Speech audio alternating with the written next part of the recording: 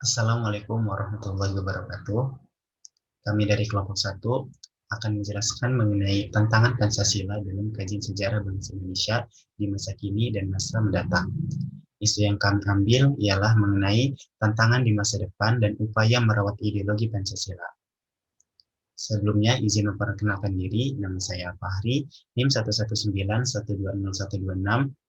dari Teknik Geofisika angkatan 2019. Di sini saya bertindak sebagai moderator. Dari mengenai isu yang kami ambil terdiri dari beberapa tahapan. Yang pertama yaitu pengertian, yang kedua adalah faktor, yang ketiga adalah isu, yang keempat adalah solusi, dan terakhir adalah kesimpulan.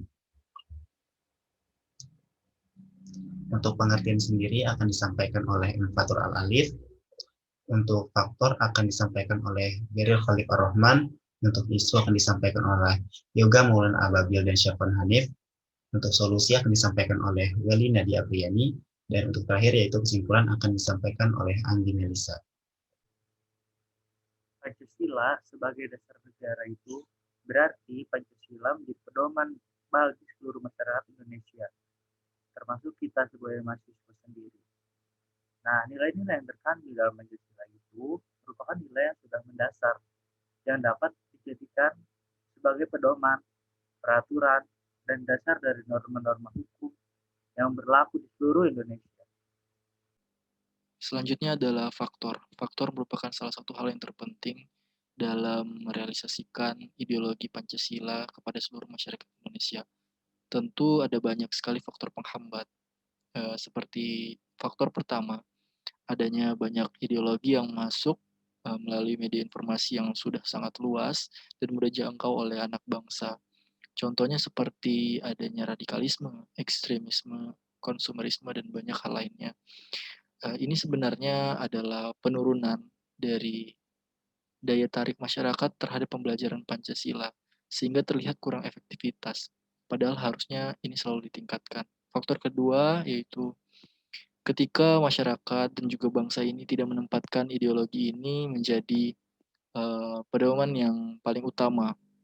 Jadi banyak kali celah karena ideologi ini tidak diutamakan dan memberikan peluang banyaknya ideologi lain untuk masuk.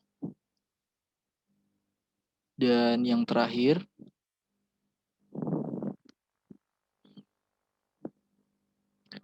adalah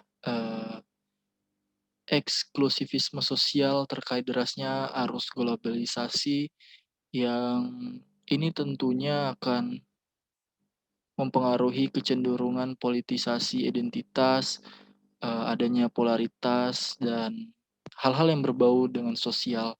Dan di saat ini bonus demografi tentunya sangat berdampak kepada kaum muda, dan kaum muda sangat banyak di Indonesia, dan ini menjadi salah satu hal yang paling penting mengapa deras arus globalisasi harus segera diatasi dengan bijak. Untuk penjelasan selanjutnya akan dijelaskan oleh rekan kami. Baik, selanjutnya mengenai isu. Pancasila yang sejatinya merupakan ideologi yang terbuka, yang mana artinya ideologi yang terbuka dalam menyerap nilai-nilai yang baru yang dapat bermanfaat bagi keberlangsungan hidup berbangsa dan bernegara. Namun, di sisi lainnya, kita harus memiliki kewaspadaan nasional terhadap ideologi yang baru ini. Karena apabila kita tidak cermat, maka masyarakat akan cenderung mengikuti ideologi yang baru tersebut, sehingga ideologi yang asli yaitu Pancasila akan hilang dalam kehidupan masyarakat, baik terlupakan dalam bentuk nilai-nilainya yang sudah lama kita pakai sebelumnya, maupun penerapan dalam kehidupan sehari-hari. Oleh sebab itu, hal ini dapat mengancam kehidupan kita sebagai selama kehidupan berbangsa dan bernegara di bangsa Indonesia ini. Isu selanjutnya, yaitu di tengah perubahan zaman, persoalan yang perlu diwaspadai adalah ketika masyarakat, khususnya generasi muda, tidak lagi memandang Pancasila sebagai ideologi dan dasar negara. Ketika satu negara tidak lagi ditempatkan ideologi negaranya sebagai pedoman dalam kehidupan berbangsa dan bernegara, maka akan timbul celah bagi ideologi lainnya untuk masuk. Pada 2018, dikeluarkan peraturan presiden yang dinaikkan statusnya menjadi Badan Pembinaan Ideologi Pancasila atau BPIB, yakni badan tersebut adalah badan yang bertanggung jawab terhadap pembinaan terhadap ideologi negara. Selanjutnya adalah solusi. Solusi merupakan hal yang terpenting dalam menyelesaikan masalah ideologi Pancasila kepada seluruh masyarakat Indonesia.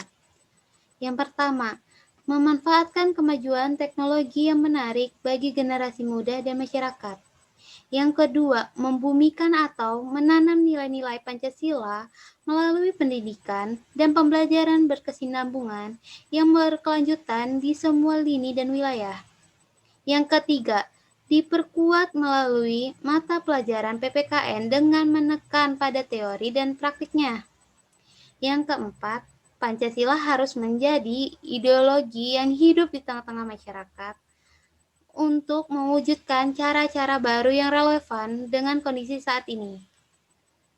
Jadi kesimpulan yang dapat kami sampaikan adalah nilai-nilai yang terkandung di dalam Pancasila adalah nilai yang mendasarkan untuk dijadikan sebagai pedoman, peraturan, dan dasar dari norma-norma hukum yang berlaku di Indonesia dan juga terdapat faktor-faktor yang mendasarinya. Solusi yang dapat diberikan adalah memanfaatkan kemajuan teknologi yang menarik bagi generasi muda dan masyarakat, membumikan nilai-nilai Pancasila melalui pendidikan dan pembelajaran, berkesinambungan yang berkelanjutan di semua lini dan wilayah, diperkuat melalui mata pelajaran PPKN dengan menekan pada teori dan praktek.